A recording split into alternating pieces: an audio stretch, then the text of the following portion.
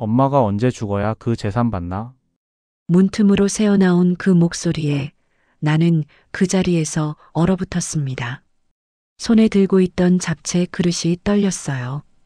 40년 전 아들이 엄마 잡채가 제일 맛있어라고 했던 그 말을 기억하며 새벽 5시에 일어나 만든 잡채였습니다. 당근도 곱게 채 썰고 표고버섯도 하나하나 정성껏 볶았지요. 큰아들 민수의 승진 축하 파티라고 했습니다. 대기업 상무까지 올라간 자랑스러운 내 아들. 그날만큼은 엄마로서 함께 기뻐하고 싶었어요. 하지만 현관문 앞에서 큰며느리 혜진이 나를 막았습니다. 어머님 죄송한데요. 그녀의 눈빛은 차갑게 식어 있었어요. 오늘은 회장님이랑 임원들이 다 오시거든요. 어머님이 오시면 좀 그래요. 뭐가 그래?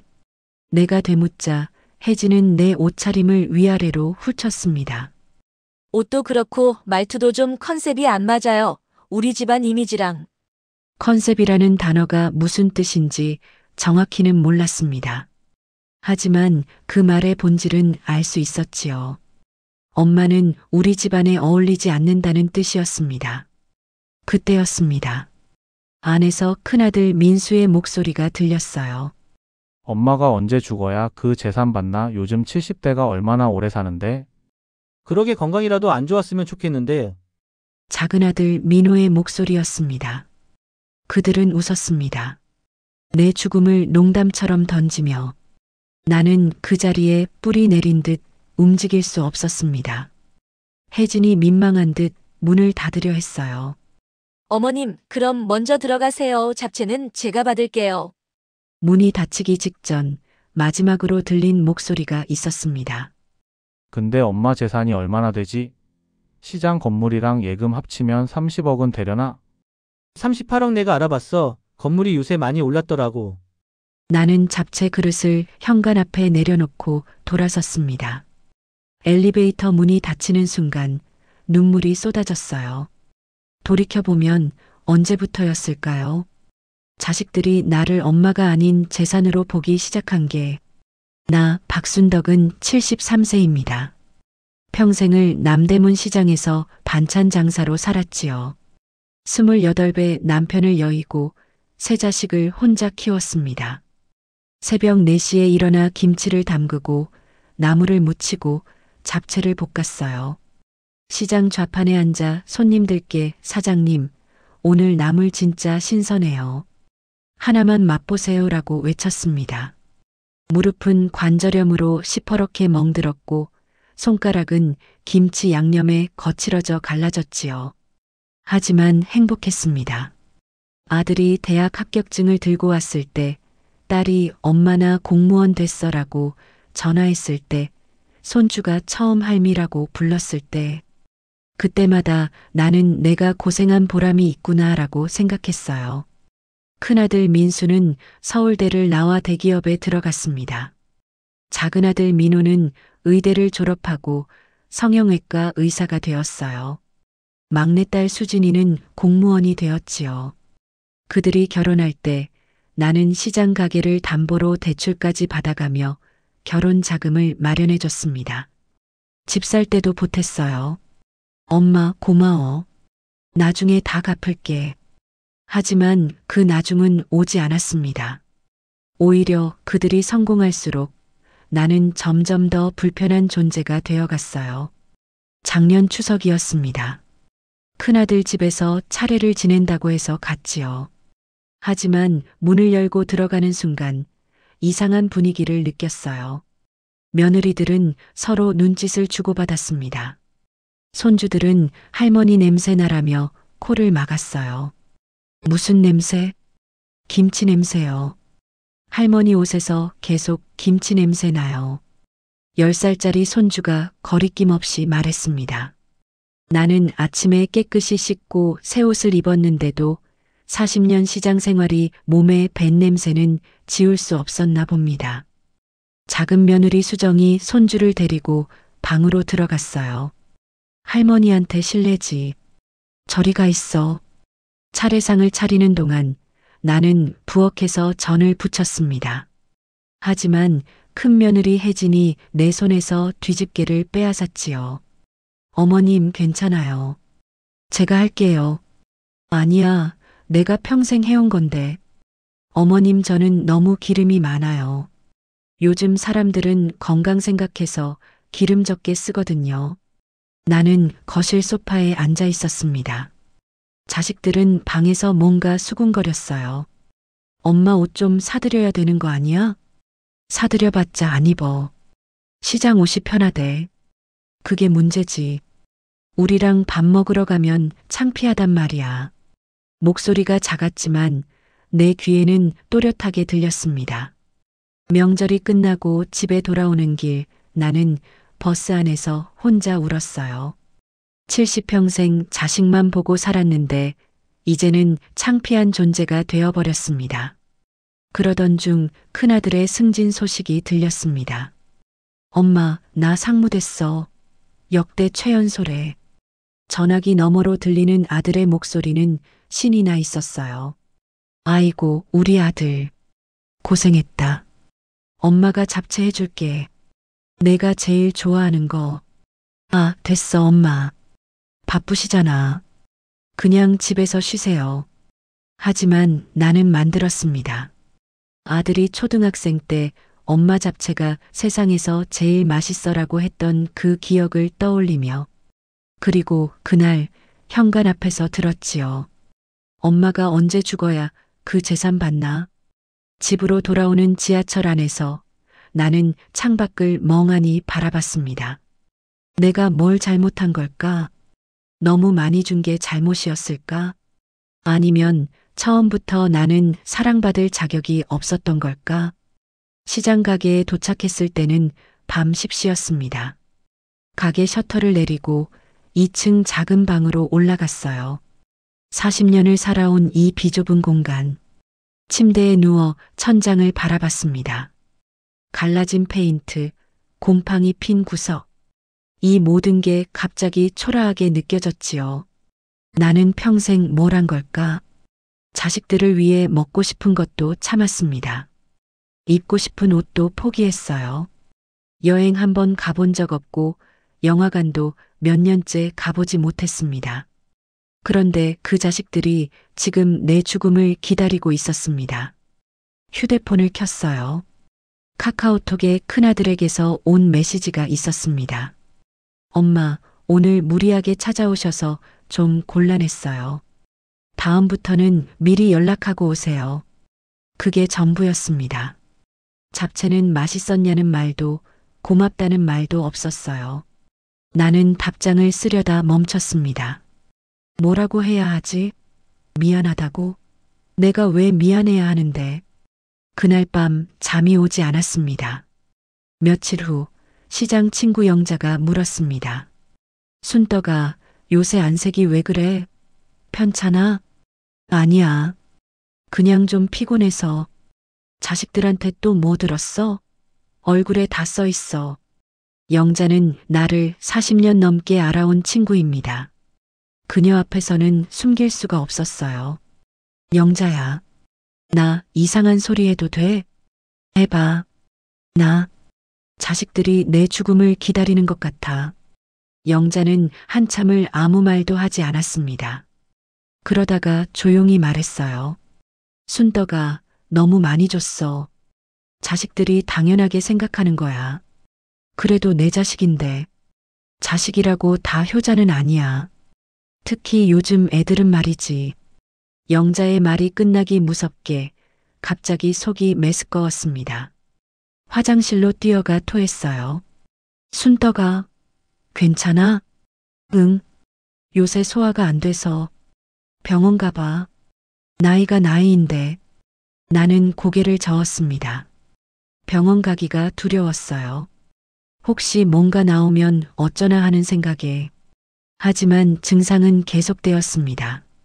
밥맛이 없고 계속 체했어요. 몸무게도 빠졌지요. 일주일 후 영자가 강제로 나를 병원에 데리고 갔습니다. 환자분, 검사 결과가 좀 안 좋습니다. 의사 선생님의 표정이 심각했어요. 췌장에 종양이 보이고요. 크기나 위치로 봐서는 악성일 가능성이 높습니다. 그게 무슨 말씀이신지 췌장암일 수 있다는 겁니다. 정밀 검사를 더 해봐야 하지만 지금 상태로는 말기일 가능성이 있어요. 말기. 그 단어가 머릿속에서 맴돌았습니다. 얼마나 남았나요? 확정은 아니지만 6개월에서 1년 정도로 봐야 할 것 같습니다. 진료실을 나와 복도 의자에 주저앉았어요. 영자가 내 어깨를 안아줬습니다. 순덕아, 괜찮아. 오진일 수도 있어. 하지만 나는 이상하게도 덤덤했습니다.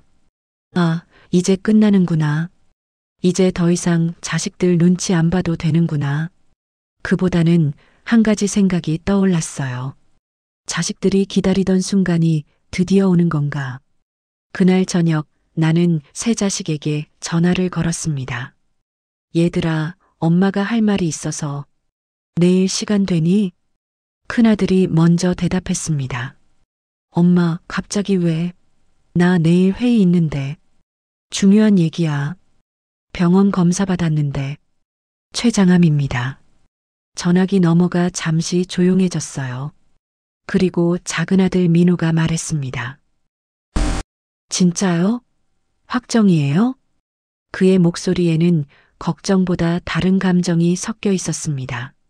놀람? 아니면 기대? 응 말길에 6개월에서 1년. 다음 날 세 자식이 모두 시장 가게로 찾아왔습니다. 40년 만에 처음으로 3명이 한꺼번에 엄마를 찾아온 날이었지요. 하지만 그들의 눈빛을 보는 순간 나는 알 수 있었습니다.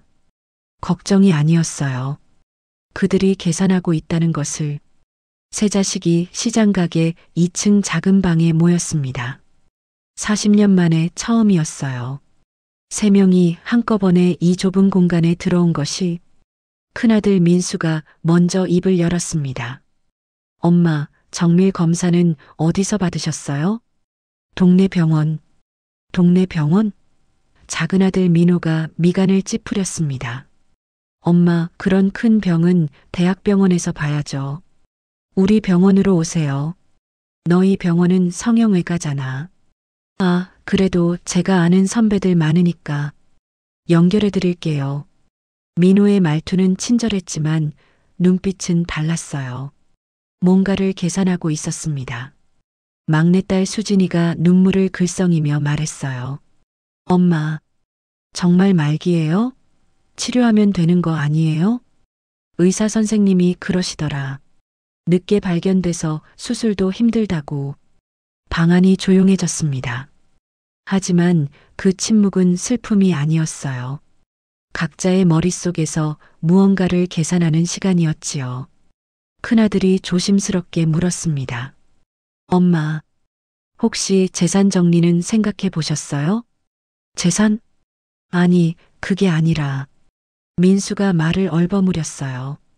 엄마가 만약에, 그러니까 혹시 모를 상황에 대비해서 미리 정리해 두는 게 좋지 않을까 해서요. 오빠 말이 맞아요. 수진이가 거들었습니다. 엄마 명의로 된 게 많잖아요.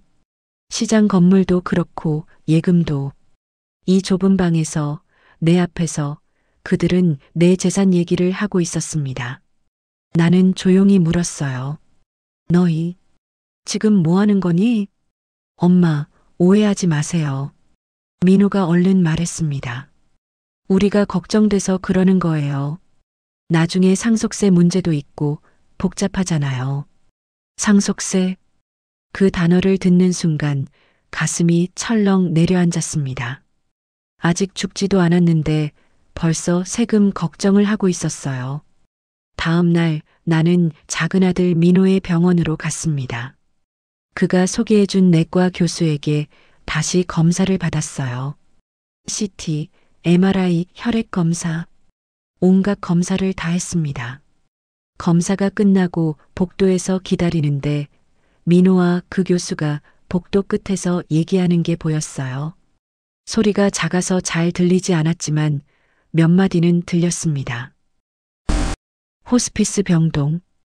의료보험 적용, 수익. 나는 그 자리에서 얼어붙었습니다. 호스피스? 호스피스는 더 이상 치료가 불가능한 말기 환자들이 가는 곳이었습니다. 그리고 민호는 지금 그걸 수익으로 계산하고 있었어요. 교수가 진료실로 돌아가고 민호가 내게 다가왔습니다.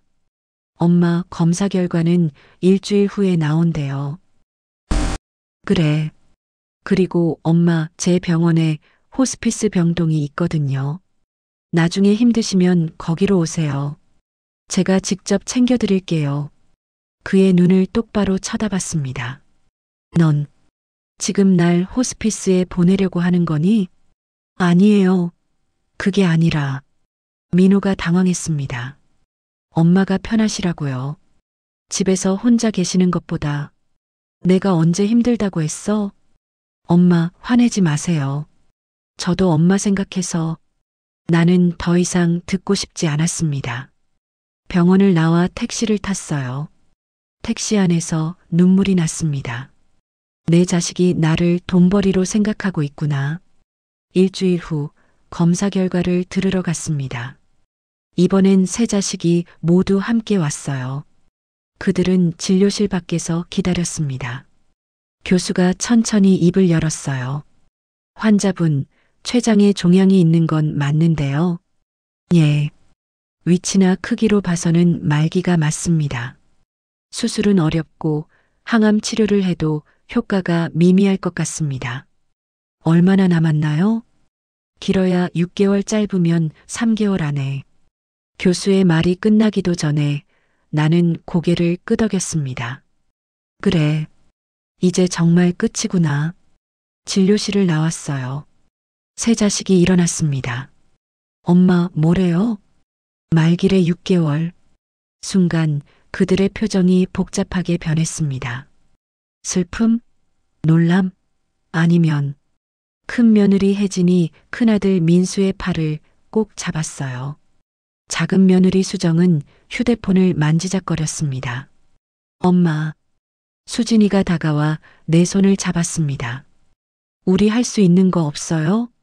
없대. 이제 그냥 편하게 지내래. 복도에 침묵이 흘렀습니다. 민호가 먼저 말했어요. 그럼 엄마 어디서 지내실 거예요? 시장 가게는 좀. 내가 평생 살던 곳인데 왜? 아니, 그게 아니라 계단도 가파르고 혼자 계시기 불편하잖아요. 난 괜찮아. 엄마, 오빠 말이 맞아요. 수진이가 거들었습니다. 우리 집 중에 한 곳에서 지내세요. 세 자식이 서로 눈치를 봤습니다. 누구도 선뜻 우리 집으로 오세요라고 말하지 않았어요. 잠시 후 민수가 입을 열었습니다. 엄마, 우리 집은 공간이 좀 협소해서요. 아이들 공부방도 있고 우리 집도 마찬가지예요. 민호가 재빨리 말했습니다. 병원 일도 바쁘고 아내도 직장 다니니까 돌봐드리기가. 수진이는 아예 입을 다물었습니다. 나는 웃었습니다. 쓴웃음이었지요. 됐다. 나 혼자 있을게. 너희도 바쁘잖아. 엄마. 민수가 난처한 표정을 지었습니다. 가. 너희 할 일이나 해. 그날 밤 시장 가게로 돌아왔습니다. 2층 방에 혼자 앉아 있는데 휴대폰이 울렸어요. 세 자식이 만든 단체 카카오톡방에 메시지가 떴습니다. 엄마 재산 정리 어떻게 할 거야? 빨리 유언장이라도 써놓으시게 해야 하지 않을까? 오빠들, 너무한 거 아니야? 엄마가 보시면. 수진아, 현실적으로 생각해. 나중에 상속세만 해도 몇 억인데. 맞아. 미리 정리 안 하면 세금으로 다 날아가. 그래도 엄마 앞에서는 좀. 당연하지. 엄마 앞에선 슬픈 척 해야지. 나는 휴대폰을 꽉 쥐었습니다. 슬픈 척. 그 세 글자가 가슴을 후벼 팠어요. 근데 재산이 정확히 얼마야? 시장 건물은 엄마 지분이 60%지? 건물 시세가 33억 정도니까 엄마 지분은 약 20억. 거기다 예금이 18억. 38억. 셋이서 나누면 1인당 12억 정도네. 상속세 빼면 10억? 세무사한테 미리 상담받아놔야겠다. 나는 더 이상 볼 수 없었습니다. 휴대폰을 던져버리고 싶었어요. 하지만 던지지 않았습니다. 대신 스크린샷을 찍었어요. 모든 대화를. 증거가 필요할지도 몰라. 뭐에 쓸지는 몰랐지만 이 대화들을 남겨둬야 할 것 같았습니다. 다음 날 저녁 큰아들 민수가 혼자 가게로 찾아왔습니다. 엄마, 저녁 드셨어요? 아직. 같이 먹을까요? 제가 살게요. 40년 만에 처음으로 아들이 밥을 사겠다고 했습니다. 우리는 근처 중국집에 갔어요. 민수가 짜장면과 탕수육을 주문했습니다. 엄마, 드세요. 고맙다. 음식을 먹으면서 민수가 조심스럽게 말을 꺼냈습니다. 엄마, 그게 제가 아는 세무사가 있는데요. 세무사? 네. 상속 전문가예요. 한번 만나보시는 게 어떨까 해서요. 왜? 엄마, 지금 재산 정리 안 해두시면 나중에 세금이 엄청나요. 우리가 받을 게 반도 안 될 수 있어요. 우리가 받을 게. 그 말이 귀에 박혔습니다. 넌 지금 걱정하는 게 그거니? 엄마, 오해하지 마세요. 저도 엄마 걱정돼서 그러는 거예요. 그냥 준비해 두시는 게. 됐어. 엄마, 밥이나 먹어. 민수는 더 이상 말하지 않았습니다. 하지만 그의 눈빛에서 불만을 읽을 수 있었어요. 집으로 돌아오는 길 민수가 말했습니다. 엄마, 건강 챙기세요. 제가 영양제 좀 사다 드릴게요. 괜찮아. 그리고 유언장은 진짜 미리 써두시는 게 좋아요. 나중에 형제들끼리 싸우면 안 되잖아요. 나는 대답하지 않았습니다. 민수는 택시를 타고 떠났어요. 일주일 후 작은 아들 민호가 찾아왔습니다. 엄마, 호스피스 병동 한번 보실래요? 싫어. 엄마, 나중에 힘드시면 어쩌려고요. 집에서 혼자 계시면 위험해요. 나 아직 멀쩡해. 지금은요. 근데 췌장암은 진행 속도가 빨라요. 한 달 뒤엔. 됐어, 민호야. 내 병원 호스피스는 안 갈 거야. 민호의 얼굴이 굳었습니다. 엄마가 왜 그러세요? 제가 직접 챙겨드리겠다는데. 넌 날 챙기는 게 아니라 의료보험 청구하려는 거잖아. 뭐라고요? 저번에 교수님이랑 얘기하는 거 다 들었어. 호스피스 병동 수익 얘기. 민호의 얼굴이 하얗게 질렸습니다. 엄마, 그건 오해예요.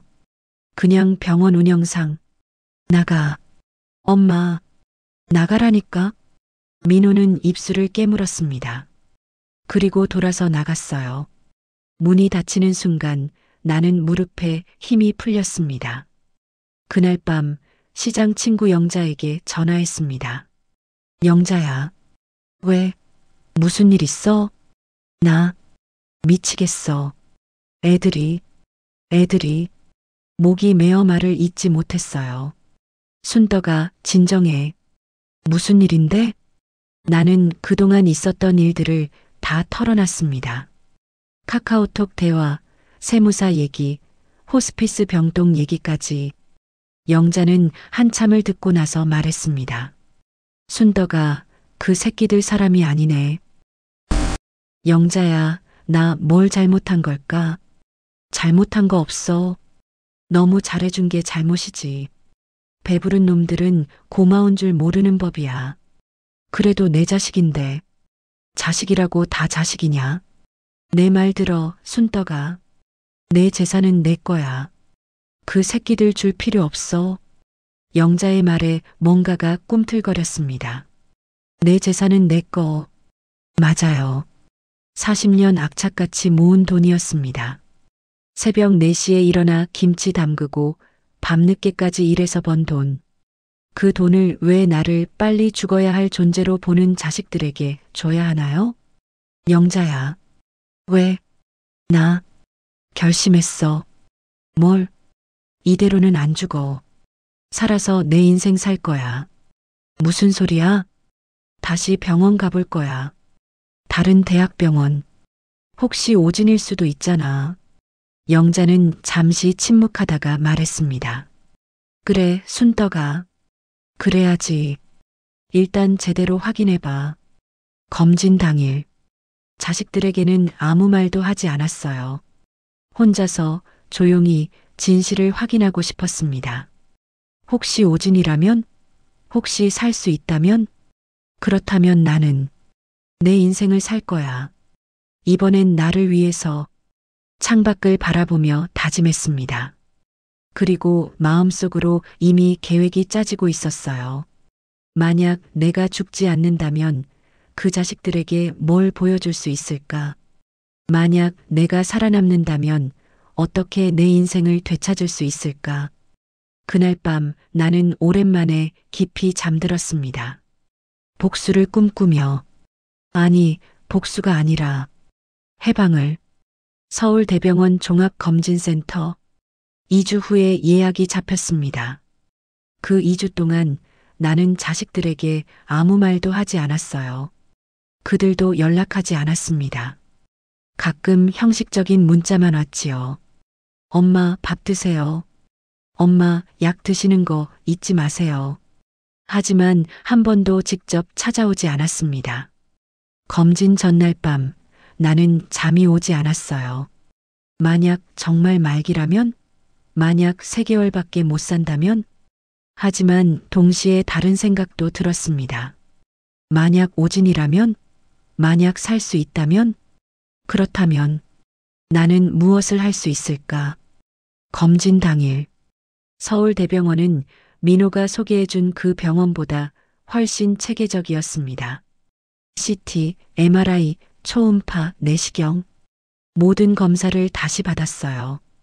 환자분, 여기 누우세요. 숨 크게 들이마시고 참으세요. 차가운 검사실에 누워 천장을 바라보며 기도했습니다. 제발, 제발, 무엇을 빌고 있는지도 정확히 몰랐어요. 살고 싶다는 건지 아니면 편하게 가고 싶다는 건지. 검사가 끝나고 일주일 후 결과를 들으러 갔습니다. 담당 교수는 40대 후반의 여의사였어요. 김소연 교수. 그녀는 내 검사 결과를 천천히 살피더니 입을 열었습니다. 환자분, 이전에 검사 받으신 병원이 어디죠? 명지 종합병원이요. 거기서 췌장암 말기 판정을 받으셨다고요? 네, 6개월 시한부라고. 김소연 교수가 고개를 저었습니다. 환자분, 이건 암이 아닙니다. 예. 순간 귀를 의심했어요. 췌장에 종양이 있는 건 맞아요. 하지만 이건 양성 종양입니다. 점액성 낭종. 크기가 좀 크긴 하지만 악성은 아니에요. 그럼 저 안 죽어요? 수술하면 완치 가능합니다. 췌장 부분 절제술로 종양만 제거하면 돼요. 나는 그 자리에서 울음을 터뜨렸습니다. 그럼 저 살 수 있어요? 네. 수술 후 회복 기간만 잘 보내시면 정상 생활 가능하세요. 김소연 교수가 나를 걱정스럽게 바라봤습니다. 환자분, 괜찮으세요? 좋은 소식인데. 너무 좋아서요. 하지만 내 눈물에는 기쁨만 있는 게 아니었습니다. 분노도 섞여 있었어요. 오진이었어. 6개월 시한부라고 했던 게 오진이었다고. 그리고 그 오진 판정을 받았을 때 내 자식들이 뭘 했는지 떠올랐습니다. 재산 계산, 상속세 얘기, 호스피스 병동, 진료실을 나와 복도 벤치에 앉았습니다. 손이 떨렸어요. 기쁨과 분노가 동시에 밀려왔습니다. 나 죽는다고 했을 때 걔네들 뭐 했지? 재산 나누기. 나 힘들다고 했을 때 누가 곁에 있었지? 아무도 없었어요. 그럼 이제 내가 산다는 걸 알면 걔네들은 어떻게 나올까? 상상이 갔습니다. 실망할 거예요. 아니, 실망을 넘어서 짜증을 낼지도 모르죠. 엄마, 왜 안 죽어? 라고 속으로 생각할 거예요. 그 순간 결심했습니다. 말하지 말자. 애들한테는 절대 말하지 말자. 오히려 더 악화됐다고 거짓말하고 걔네들이 뭘 하는지 끝까지 지켜보자. 그리고 복수하자. 아니, 복수가 아니라 진실을 보여주자. 내가 정말 죽는다고 생각할 때 너희가 어떻게 행동했는지 거울을 보여줄 거야. 수술 날짜를 잡았습니다.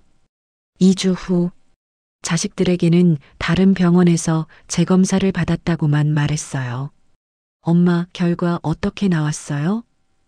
민수가 전화로 물었습니다. 더 안 좋대. 얼마나요? 3개월이래. 빨리 진행되고 있대. 전화기 넘어가 잠시 조용해졌습니다. 그렇구나. 엄마, 힘내세요. 목소리에는 위로보다 다른 감정이 섞여 있었어요. 드디어 3개월이구나. 그런 생각이 들리는 것 같았습니다. 민호에게도 수진에게도 똑같이 말했어요. 반응은 비슷했습니다. 엄마 진짜 3개월이에요? 너무 빨리. 응. 의사 선생님이 각오하래. 알겠어요, 엄마. 그날 밤 카카오톡 단체방에 또 메시지가 올라왔습니다. 엄마가 3개월밖에 안 남았대. 생각보다 빨리 진행되네. 그럼 우리 뭐 준비해야 되는 거 아니야? 장례식장 미리 알아봐야지. 요즘 좋은 데는 예약이 꽉 찬대. 유원장은 엄마한테 계속 얘기하고 있는데 안 들으시네. 억지로라도 써야 하는 거 아니야? 나중에 싸우면 안 되잖아. 나는 스크린샷을 찍었습니다. 이것도 증거였어요. 봤어. 너희가 뭘 계획하고 있는지 다 봤다고. 수술은 성공적이었습니다. 김소연 교수는 종양을 깨끗이 제거했고 다른 장기에는 문제 없다고 했어요. 2주 입원하시고 한 달 정도 요양하시면 일상생활 가능해요. 정말 완치된 거예요? 네, 6개월마다 정기 검진만 받으시면 됩니다. 수술 후 회복실에 누워 천장을 바라봤습니다. 나 살았어. 진짜 살았어. 기쁨이 밀려왔어요. 동시에 계획이 머릿속에서 구체화되기 시작했습니다. 이제 시작이야. 시장 친구 영자에게만 모든 걸 털어놨습니다. 영자야, 나 수술했어. 양성 종양이었어. 순떡아, 진짜?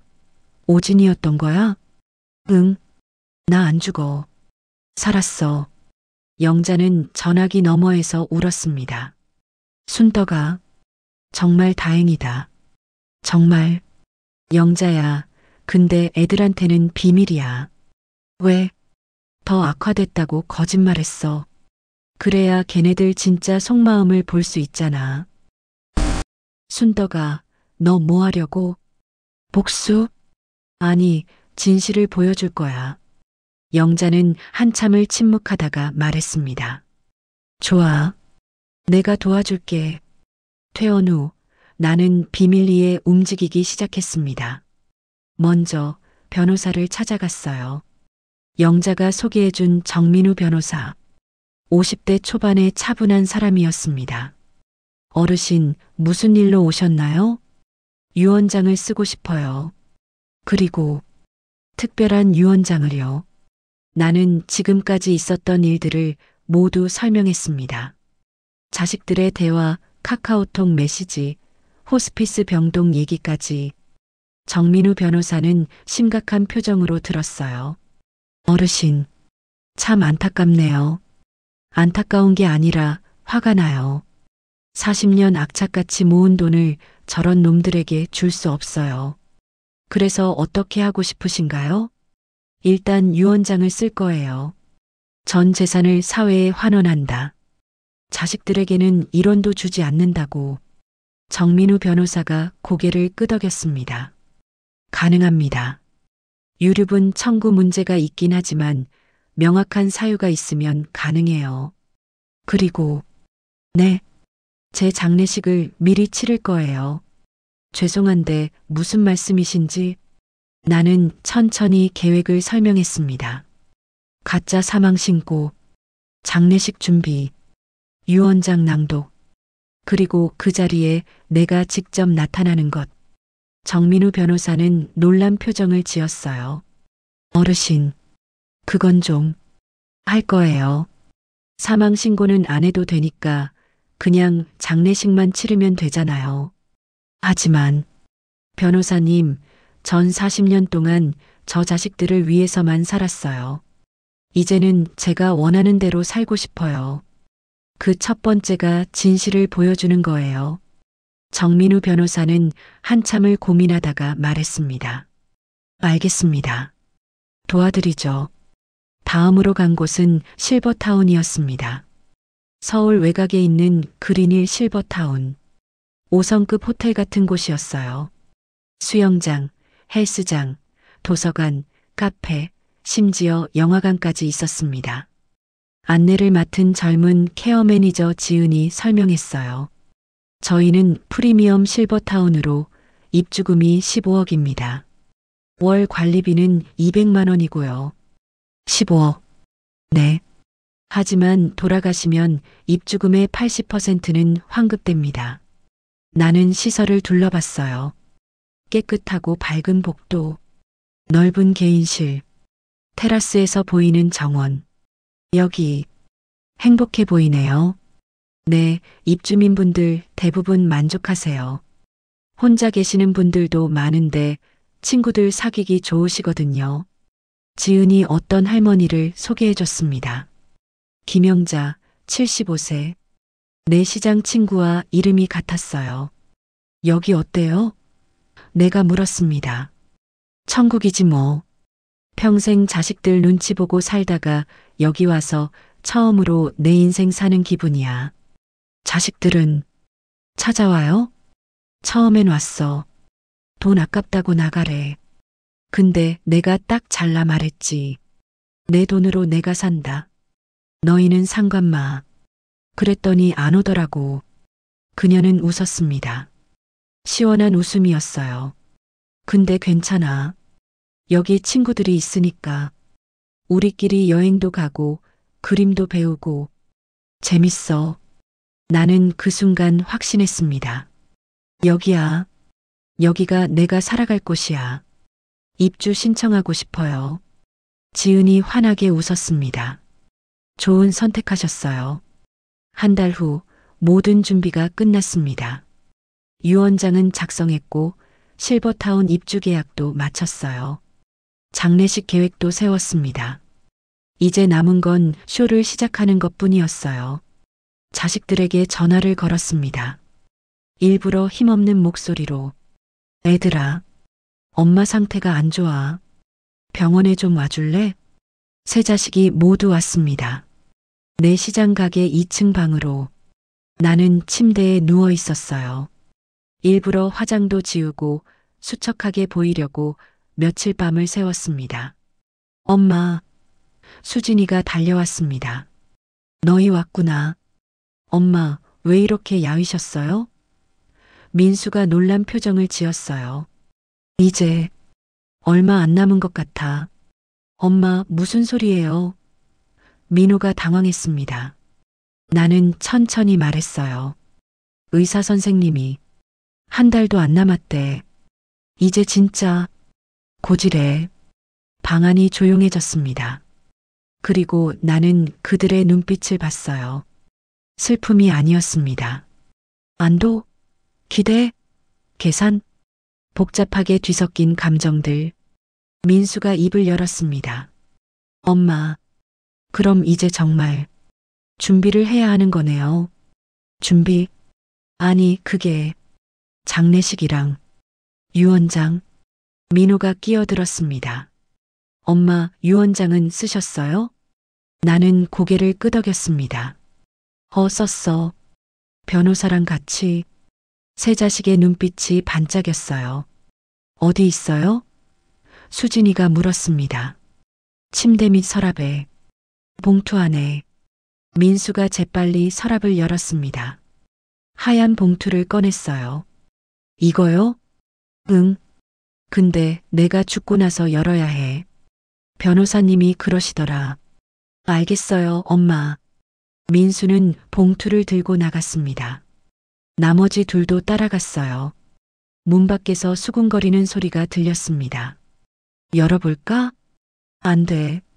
나중에 문제 생기면. 그래도 궁금한데. 나는 침대에 누워 천장을 바라보며 미소 지었습니다. 봐라. 너희가 뭘 기대하는지 다 보고 있어. 그리고 속으로 중얼거렸어요.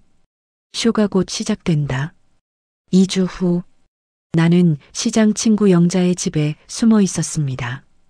자식들에게는 엄마가 병원에서 갑자기 돌아가셨다는 연락이 갔어요. 영자가 직접 전화했습니다. 민수야, 나 내 엄마 친구 영자야. 엄마가 오늘 아침에 가셨어.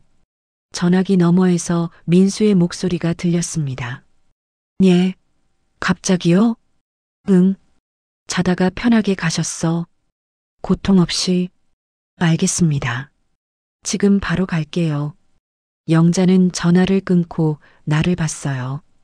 순떡아, 진짜 괜찮겠어? 괜찮아. 이제 시작이야. 나는 영자의 집 창문으로 시장 가게를 바라봤습니다. 곧 자식들이 올 거예요. 그리고 그들이 무엇을 하는지, 무슨 말을 하는지 모두 보고 들을 것입니다. 1시간 후, 세 자식이 시장 가게에 도착했습니다. 영자가 문을 열어줬어요. 나는 2층 옆집 창문에서 지켜봤습니다. 어머니 어디 계세요? 민수가 물었습니다. 2층 방에 계셔. 장례식장 연락은 해놨어. 자식들이 2층으로 올라갔어요. 내 방 침대에는 이불이 덮여 있었고 그 안에 베개를 넣어둬서 마치 사람이 누워 있는 것처럼 보였습니다. 수진이가 울음을 터뜨렸습니다. 엄마. 하지만 민수와 민호는 달랐어요. 그들은 침대를 힐끗 보더니 곧장 방을 둘러봤습니다. 유 원장, 여기 있을 텐데. 민수가 서랍을 열었습니다. 오빠, 지금 그게 중요해? 수진이가 울먹였습니다. 수진아, 현실적으로 생각해야지. 장례 비용도 나가고 정리할 게 많아. 민호가 옷장을 열었어요. 통장은 어디 있을까? 엄마 가방 뒤져봐. 민수가 말했습니다. 나는 그 광경을 창문 너머로 지켜봤어요. 손이 떨렸습니다. 마, 눈물 한 방울 안 나오지? 통장부터 찾고 있어. 장례식장은 시장 근처 중형업체로 정했습니다. 3일장, 영자와 변호사 정민우가 모든 것을 준비했어요. 나는 영자의 집에 숨어서 장례식장에 설치된 숨겨진 카메라로 모든 것을 지켜봤습니다. 정민우 변호사가 몰래 설치해 준 것이었어요. 장례식장 1호실, 고 박순덕 영자라고 쓰인 명패가 걸렸습니다. 영정사진은 5년 전 찍은 사진이었어요. 시장에서 웃고 있는 내 모습, 빈소가 차려졌습니다. 자식들이 상복을 입고 앉았어요. 민수, 민호, 수진, 며느리들도 왔습니다. 조문객들이 들어오기 시작했습니다. 시장 상인들이 많이 왔어요. 어휴, 순덕이가 고생 많이 했는데 평생 자식들 위해 살더니. 상인들은 진심으로 슬퍼했습니다. 하지만 자식들의 표정은 달랐어요. 민수는 조문객들에게 인사하면서도 눈은 핸드폰을 보고 있었습니다. 민호는 하품을 참았어요. 수진이만 가끔 눈물을 닦았지만 그마저도 형식적으로 보였습니다. 조문객들이 빠져나간 후 자식들끼리만 남았을 때였습니다. 형, 유 원장 확인했어? 민호가 물었습니다. 아직? 변호사가 내일 온대. 답답하네. 얼른 알고 싶은데. 큰 며느리 혜진이 끼어들었습니다. 근데 건물 명의는 어떻게 돼 있어요? 어머니 명의로 60% 지분. 나머지는 시장 조합. 그럼 어머니 지분 20억은 확정이네요. 작은 며느리 수정이 계산기를 두드렸어요. 20억에 예금 18억이면 38억. 셋이서 나누면 1인당 12억 정도? 상속세 빼야지. 민호가 말했습니다. 그래도 10억씩은 되겠네. 그들은 내 시신이 있는 사실은 빈관 앞에서 돈 계산을 하고 있었습니다. 나는 영자의 집에서 그 화면을 보며 주먹을 쥐었어요. 영자야, 저것 좀 봐. 인간들이 아니네, 진짜. 수진이가 조용히 말했습니다.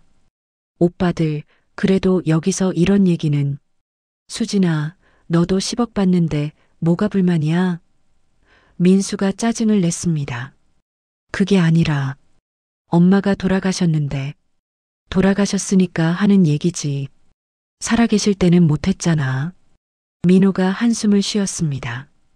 근데 솔직히 엄마가 너무 오래 사셨어. 70대면 적당한데 73세까지. 야, 그런 말 하지 마. 수진이가 눈을 흘겼습니다. 뭐, 사실이잖아. 우리도 노후 준비해야 되는데. 혜진이 말했습니다. 근데 장례 비용은 누가 내요? 일단 공동으로 내고 나중에 유산에서 빼자. 장례 비용 얼마나 들어요? 3일장이면 500만 원 정도? 그럼 1인당 170만 원씩 내야겠네. 그들은 엄마의 장례 비용조차 아까워했습니다. 그날 밤 더 충격적인 장면이 펼쳐졌습니다. 조문객들이 모두 돌아가고 밤 10시쯤 자식들은 장례식장 옆 식당에서 술을 마셨어요. 아, 힘들다. 3일 동안 여기 앉아 있어야 하네. 민수가 소주를 마셨습니다. 그래도 참아. 10억 받으려면. 민호가 웃었습니다. 10억이면 뭐 할 거야, 형? 투자해야지. 부동산 한두 개 더 사고. 난 애들 유학비 보태야 돼. 수진이가 끼어들었습니다. 나는 남편이랑 제주도에 집 하나 살까 봐. 그들은 웃으며 건배했습니다. 엄마 덕분에 목돈 생겼네. 그러게. 평생 고생만 하시더니 마지막엔 쓸모 있으셨네. 나는 화면을 보다가 영자의 집 화장실로 뛰어가 토했습니다. 쓸모 있으셨네. 그 말이 귓가에서 떠나지 않았어요. 영자가 내 등을 쓰다듬었습니다. 순덕아, 참아. 조금만 더 참아. 영자야. 저것들이 정말 내 자식이 맞아? 이제 아니야. 이제 너랑 상관없는 사람들이야. 3일째 되는 날. 발인 전 유언장 낭독이 있었습니다. 정민우 변호사가 장례식장에 도착했어요. 그는 검은 서류 가방을 들고 있었습니다. 유족분들, 고인의 유언을 전달하겠습니다. 자식들이 긴장한 표정으로 앞으로 나왔습니다. 정민우 변호사가 봉투를 열었어요. 고 박순덕 여사의 유언입니다. 본인이 직접 작성하고 서명하셨습니다. 그가 천천히 읽기 시작했습니다.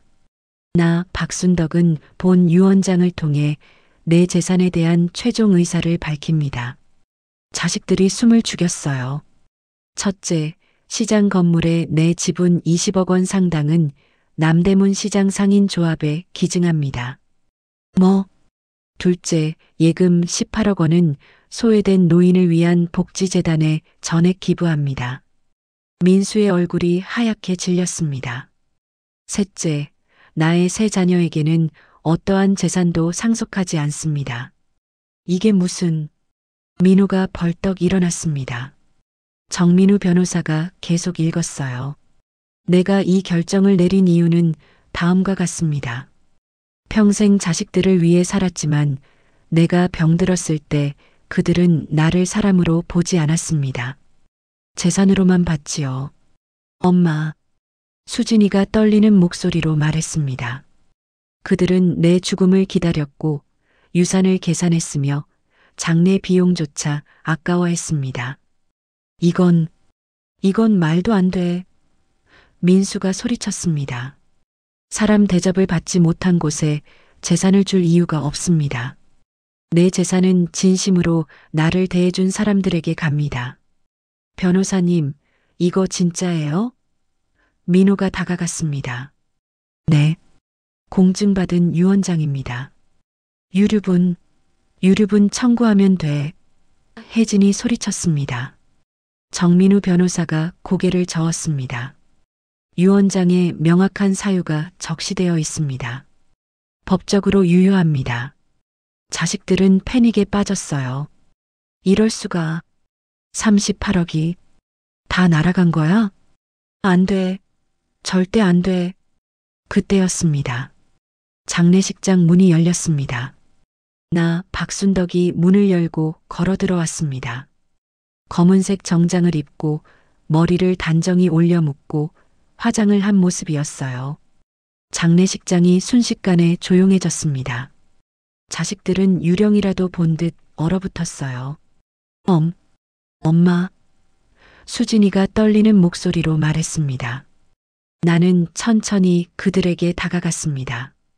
나 안 죽었어. 이게 무슨. 민수가 뒷걸음질 쳤습니다. 죽은 척했지. 내 놈들 꼴을 보려고. 민호의 입이 떡 벌어졌습니다. 그럼 이 모든 게 연극이었어. 내가 직접 기획한. 나는 핸드폰을 꺼냈습니다.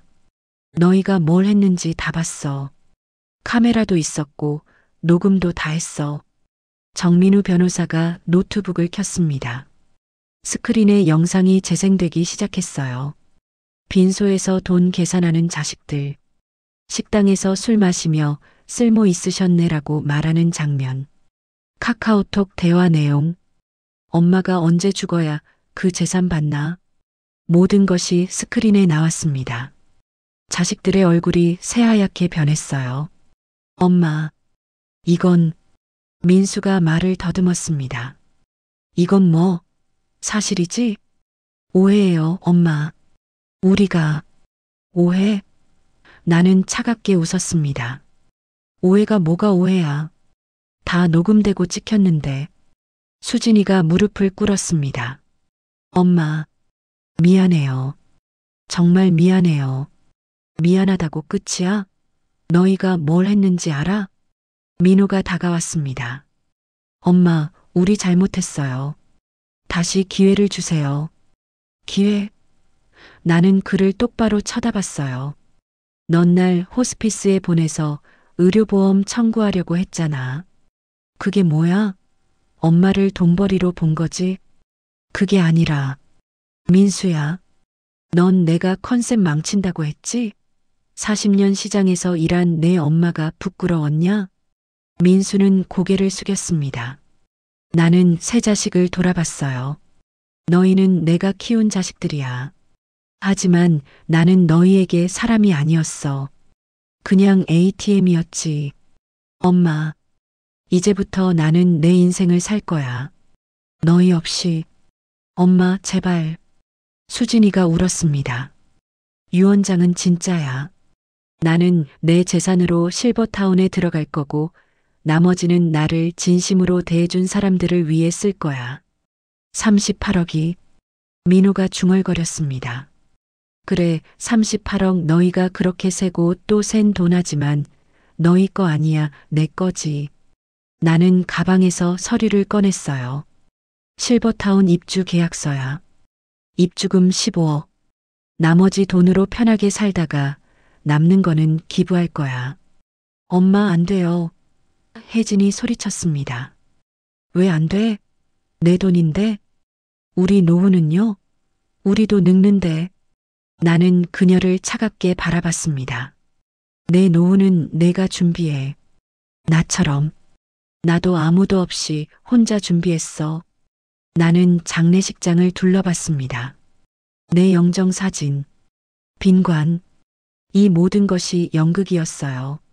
너희는 내 장례식에서 눈물 한 방울 안 흘렸어. 돈 얘기만 했지. 엄마, 그건. 좋아. 이제 진짜 장례식을 치르자. 예.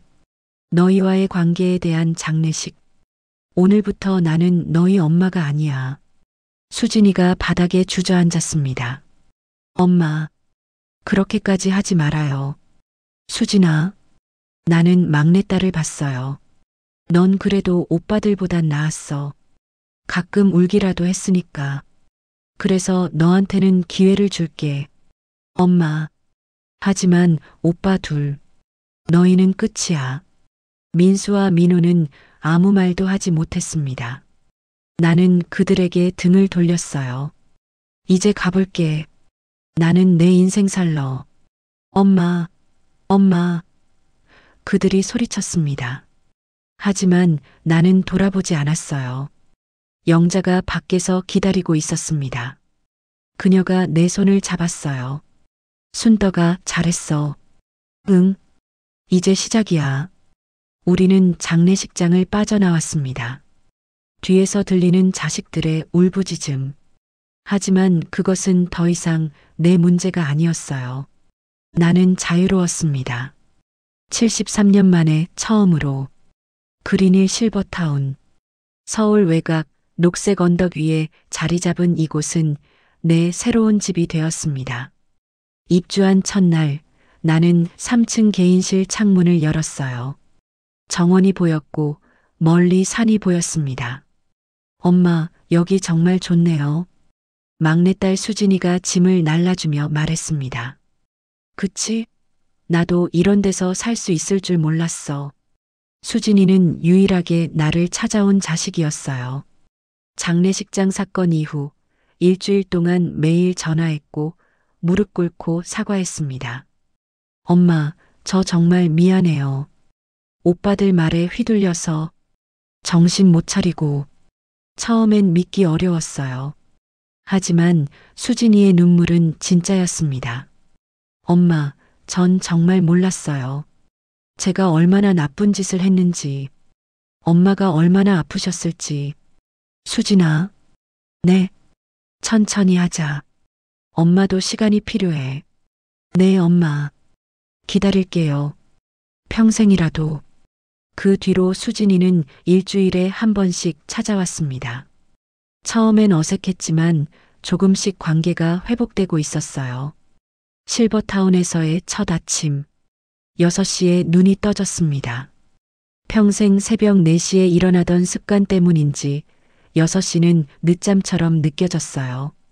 하지만 시장에 가지 않아도 됐습니다. 김치를 담그지 않아도, 나무를 묻히지 않아도 됐어요. 나는 창밖을 바라봤습니다. 이게 내 아침이구나. 식당으로 내려갔어요. 뷔페식 조식이 준비되어 있었습니다. 안녕하세요. 밝은 목소리가 들렸습니다. 75세 김영자 할머니였어요. 처음 실버타운 견학 왔을 때 만난 분. 안녕하세요. 어제 입주하셨죠? 나 기억하세요? 네, 영자 씨. 이리 오세요. 우리 테이블에 같이 앉아요. 영자 씨의 테이블에는 4명의 할머니, 할아버지가 앉아 있었습니다. 자기소개해봐요. 저는 박순덕이라고 합니다. 73세고요. 평생 시장에서 반찬 장사했습니다. 어머, 반찬 장사? 그럼 요리 잘하시겠네요. 한 할머니가 반가워했습니다. 뭐? 김치 담그기는 자신 있어요. 다음에 우리 요리 교실 때 좀 가르쳐줘요. 그들은 따뜻하게 나를 맞아줬습니다. 자식들처럼 내 과거를 부끄러워하지 않았어요. 오히려 존중해줬습니다. 40년이나 일하셨으면 진짜 대단하신 거예요. 요즘 젊은 사람들은 1년도 못 버티는데 나는 처음으로 내 삶이 자랑스러워졌습니다. 그날 밤 나는 방에서 창밖을 바라봤습니다. 오전 9시 수영장에서 아쿠아로빅 수업을 들었습니다. 평생 수영을 배워본 적 없었는데 73세에 처음 물에 들어갔어요. 할머니 발차기. 하나, 둘, 셋. 처음엔 물이 무서웠습니다. 하지만 한 달 후 나는 수영장을 자유롭게 누볐어요. 내가 수영을 하고 있어. 오후 2시 그림 교실에 갔습니다. 오늘은 수채화를 배워볼까요? 선생님은 30대 젊은 여성이었어요. 그녀는 내 손을 잡고 붓을 쥐는 법을 가르쳐 줬습니다. 할머니, 완벽하지 않아도 돼요. 그냥 느낌대로 그리세요. 나는 창밖 풍경을 그렸습니다. 서툴렀지만 내 그림이었어요. 와, 할머니, 색감이 정말 좋아요. 진짜예요? 네, 계속 그리세요. 저녁에는 도서관에 갔습니다. 평생 책을 읽을 시간이 없었는데 이제는 매일 1시간씩 책을 읽었어요. 밤 9시 카페에서 영자 씨와 친구들을 만났습니다. 순덕 씨, 다음 주에 우리 제주도 가는데 같이 갈래요? 제주도요? 응, 한 달 살기. 우리 5명이서 펜션 잡았어요. 한 달이나요? 왜? 여기 돌아올 일 있어요? 여기가 우리 집인데. 그 말이 맞았습니다. 여기가 내 집이었어요. 그리고 나는 자유로웠습니다. 좋아요. 저도 갈래요. 3개월 후, 제주도 한 달 살기가 끝나고 돌아왔습니다. 정말 행복한 시간이었어요. 매일 바다를 보고 맛있는 음식을 먹고 친구들과 웃었습니다. 73년 인생에서 가장 행복한 한 달이었어요. 실버타운으로 돌아오니 수진이가 기다리고 있었습니다. 엄마, 제주도 어땠어요? 너무 좋았어. 사진 찍은 거 보여줄게. 나는 핸드폰에서 사진들을 보여줬어요. 바다 앞에서 찍은 사진, 친구들과 함께 웃는 사진. 수진이가 사진을 보며 눈물을 글썽였습니다. 엄마, 정말 행복해 보여요. 응, 행복해. 진짜로. 엄마가 이렇게 웃는 거 처음 봐요. 그래. 네.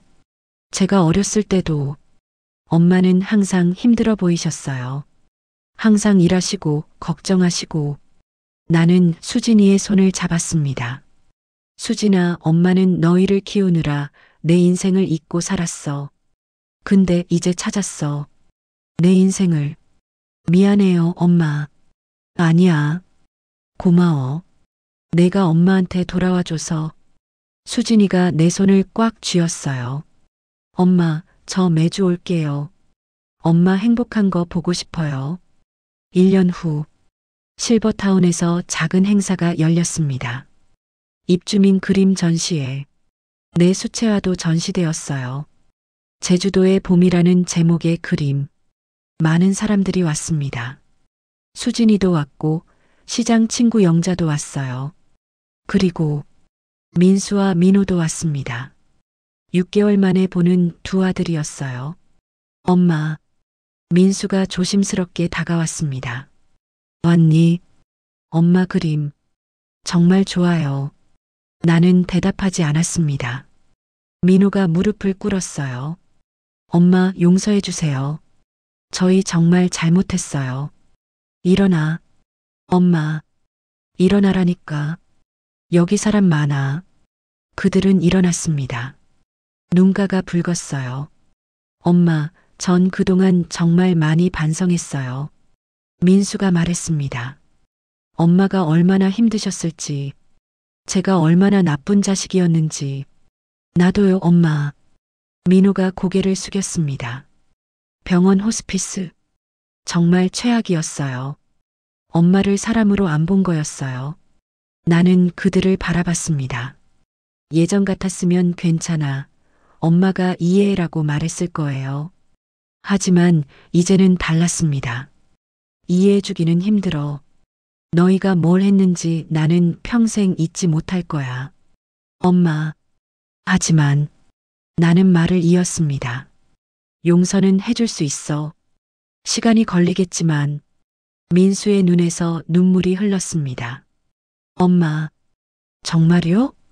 대신 조건이 있어. 뭐든지 할게요. 이제부터 나는 내 인생을 살 거야. 너희 눈치 보지 않고. 그리고 너희도 너희 인생을 살아. 내 재산 기대하지 말고. 네, 엄마. 그리고 일주일에 한 번씩 연락해. 문자로라도. 진심으로. 네, 꼭 그럴게요. 마지막으로. 나는 두 아들을 똑바로 바라봤어요. 너희 자식들한테는 잘해. 나처럼 늙어서 후회하지 말고. 민수와 민호는 눈물을 닦았습니다. 명심할게요, 엄마. 그날 밤 나는 방에서 창밖을 바라봤습니다. 별이 보였어요. 시장에서는 네온 사인 때문에 별을 볼 수 없었는데 여기서는 별이 쏟아졌습니다. 수진이에게서 문자가 왔어요. 엄마, 오늘 오빠들 진심이었던 것 같아요. 저도 오빠들한테 잘 얘기할게요. 엄마 사랑해요. 나는 미소 지으며 답장을 보냈습니다. 고마워, 수진아. 엄마도 사랑해. 핸드폰을 내려놓고 거울을 봤어요. 73세의 내 얼굴. 주름이 있었지만 눈빛은 밝았습니다. 웃고 있었어요. 이게 나구나. 진짜 내 모습. 1년 후, 나는 실버타운 친구들과 함께 유럽 여행을 다녀왔습니다. 파리, 로마, 바르셀로나. 평생 꿈꿨던 곳들이었어요. 에펠탑 앞에서 사진을 찍었습니다. 루브르 박물관에서 모나리자를 봤어요. 바르셀로나 성당에서 기도했습니다. 신이시여, 감사합니다. 이 나이에 이런 행복을 주셔서. 한국으로 돌아오는 비행기 안에서 영자 씨가 물었습니다. 순덕아, 행복해? 응, 너무 행복해. 후회 없어? 자식들한테 재산 안 준 거? 응. 나는 고개를 저었습니다. 후회 없어. 내 돈으로 내가 행복한데 뭘 후회해. 그래. 잘했어. 비행기 창밖으로 구름이 보였어요. 그 위로 석양이 지고 있었습니다. 아름다웠어요. 2년 후, 나는 75세가 되었습니다. 실버타운에서 김치 담그기 강좌를 열었어요. 40년 경력의 실력을 나눠주기로 했습니다. 할머니, 이거 어떻게 하는 거예요? 일단 배추를 잘 절여야 해. 소금물 농도가 중요하지. 젊은 직원들과 다른 입주민들이 모여 내 강의를 들었어요. 와, 할머니 김치 진짜 맛있어요. 40년 했으니까. 나는 자랑스러웠습니다. 내 기술이, 내 경험이 누군가에게 도움이 되고 있었어요. 수진이는 매주 찾아왔습니다. 이제는 손주들도 데려왔어요. 할머니, 10살 손주가 안겼습니다. 어머, 우리 손주. 많이 컸네. 할머니 집 너무 좋아요. 수영장도 있고. 그래, 다음에 할머니랑 같이 수영할까? 네. 민수와 민우도 한 달에 한 번씩 찾아왔습니다. 처음처럼 재산 얘기는 하지 않았어요. 그냥 엄마의 안부를 물었습니다. 엄마 건강하세요? 응, 건강해. 매일 수영하고 운동하니까. 좋으시겠어요. 저희도 나중에 이런 데 가고 싶어요. 그러려면 지금부터 돈 모아. 자식들 기대하지 말고. 네, 엄마. 그들은 배우고 있었습니다. 천천히. 어느 봄날, 실버타운 정원에 벚꽃이 피었습니다. 나는 벤치에 앉아 책을 읽고 있었어요. 영자 씨가 다가와 옆에 앉았습니다. 순덕아, 책 뭐 읽어? 여행 에세이. 다음엔 어디 갈까 고민 중이야. 이번엔 어디? 호주. 오페라 하우스 보고 싶어. 오, 좋다. 나도 갈래. 우리는 벚꽃이 흩날리는 걸 바라봤습니다. 순덕아. 왜? 너 진짜 달라졌어. 뭐가? 얼굴.